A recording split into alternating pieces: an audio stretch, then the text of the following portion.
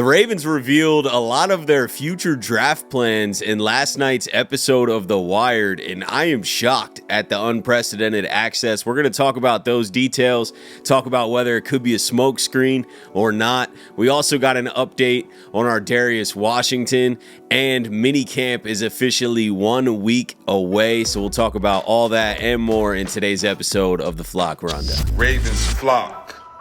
Flock Rundown is the place to be. Motionless brainwaves attempt to swim their way to sense, can't tame the untamed. What's up, Ravens fans? My name is Ryan, and welcome back to another episode of The Flock Rundown. Before we get into today's episode, just want to show some love to the members of this channel. I appreciate you guys. If you do want to help support the channel, the member link is in the description, or if you're on desktop, there should be a little join button next to the channel name. I appreciate you guys, and shout out to all the subscribers as well. You don't have to become a member. I appreciate you just subscribing. But if you're not subscribed, hit that subscribe button, man. Still over 70% of everyone that watches these videos hasn't clicked the subscribe button. We're creeping up on 10,000 subscribers, which is just insane. The recent growth has been absolutely insane. I appreciate you guys so much. I'm working putting these videos in, but I wouldn't be here and I wouldn't be building this channel the way I am without you guys, man. So I'm super grateful for this Ravens community and blessed to be a Ravens fan, man. Let's talk some football. Last night, we got some unprecedented access and information to the Ravens draft strategies, draft room in last night's episode of The Wired. If you haven't watched The Wired, head over to the Ravens channel and watch that. It's an absolutely banger of an episode. The Wireds usually are. But I'm not surprised that they had cameras in the draft room, right? We've obviously seen some footage from the draft room before. What I am surprised by is them revealing some draft strategies. It's one of our offensive line drafts. We won't have them in for 5 or 6 years. We'll have to make sure we have to go back to taking receivers. Unless this is a smokescreen, they are intentionally making this information public, or they didn't review whoever edited The Wired. I'm not sure. Obviously, there's cameras in there all the time, so they're going to catch a bunch of different moments. There's probably a lot of stuff they just don't want to get out. But Eric DeCosta telling Steve Bisciotti, this was our offensive line draft.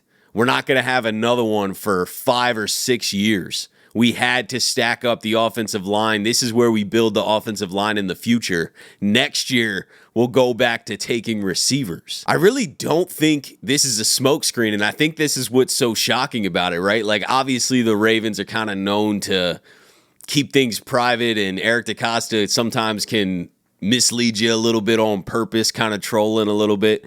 And who knows, maybe they said this and they wanted to put it out as a troll.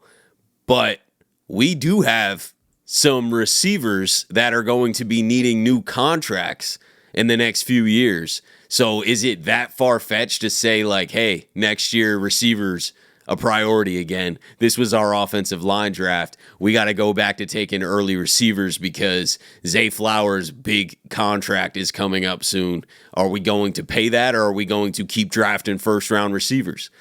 The Ravens traditionally will keep drafting and not pay. I mean, we've never paid a wide receiver that we've drafted big money. It's never happened. So I'm not saying we won't pay Zay Flowers or extend Rashad Bateman and give him a big raise, because he's on a steal of a contract right now. Whenever he gets his next deal, if he keeps playing like he has been, it's going to be probably triple what he's making right now. Zay Flowers is going to want over $20 million.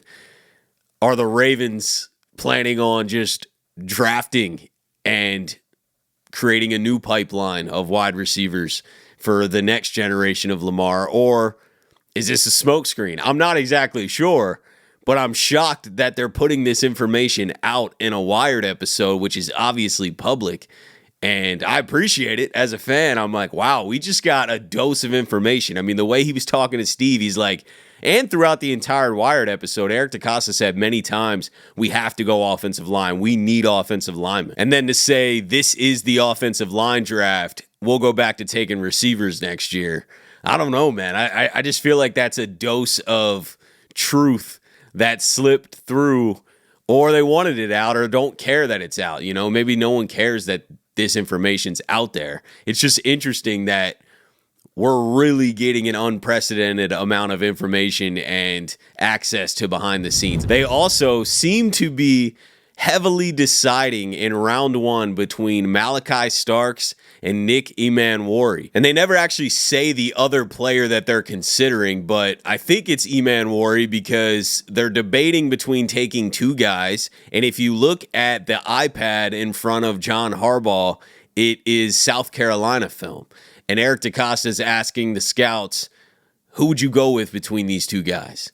You know, and then they all say Starks. Literally, it's like unanimous across the room. Everyone says Starks, including Eric DeCosta, but they're heavily debating another player at that spot. They're talking about it.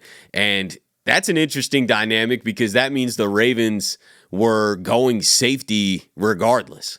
They kind of had a plan, in my opinion, to draft a safety, whether that was going to be Emanwari or Starks. I'm super glad they went with Starks. I think he's a way more well-rounded safety. Not that Emanwari's not good. I think he's really good, but I think he brings similar things that Kyle Hamilton does. I think Starks is a little bit more versatile and probably has more intangibles like those scouts were saying in the film room and things like that. I think Starks is probably ahead of a lot of people.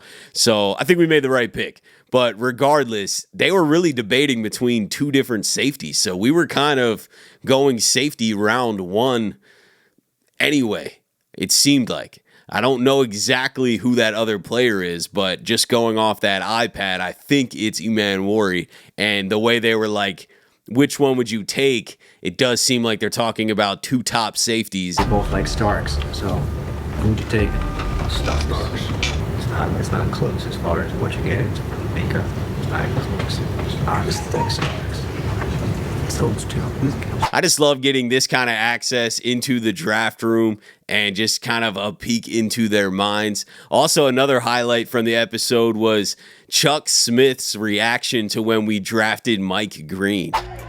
Oh, we coming. Mike Green, baby, let's go. Everybody on the entire Ravens staff was absolutely mind blown that Mike Green was going to be there. Eric DeCosta talked about it was one of those situations where when the second round started, it was just like no one's really saying anything. It was one of those things where if somebody's got like a no-hitter in baseball, you just don't say anything. You know what I mean? Just let it go, let it happen. And then as it got closer, Eric DeCosta is like, dude, Mike Green is still on the board.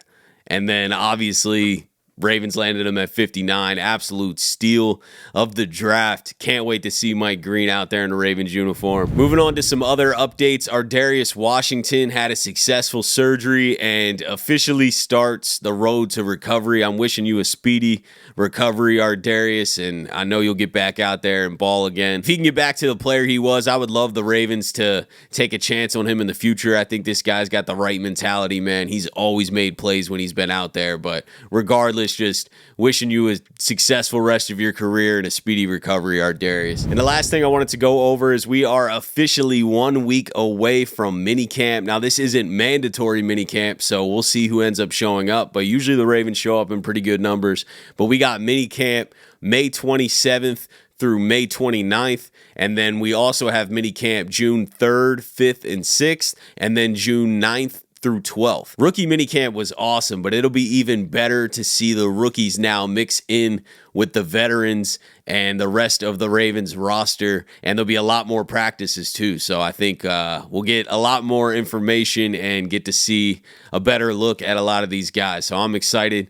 Can't wait. Football is getting closer and closer, man. This summer is going to fly by, and the season will be here before we know it. But that's it for today, guys. Let me know what you're thinking about everything that we talked about. Appreciate you, as always, for tuning in to another episode of the Flock Rundown. Have a beautiful rest of your day, and I'll let the greatest linebacker in the history of the game take us out. Ravens Flock. The Flock Rundown is the place to be. My man Ryan has been a lifelong Ravens fan since he was born.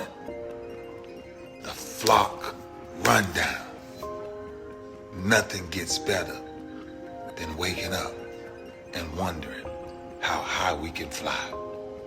Tune in. Motionless brainwaves attempt to swim their way to sense, can't tame the untamed.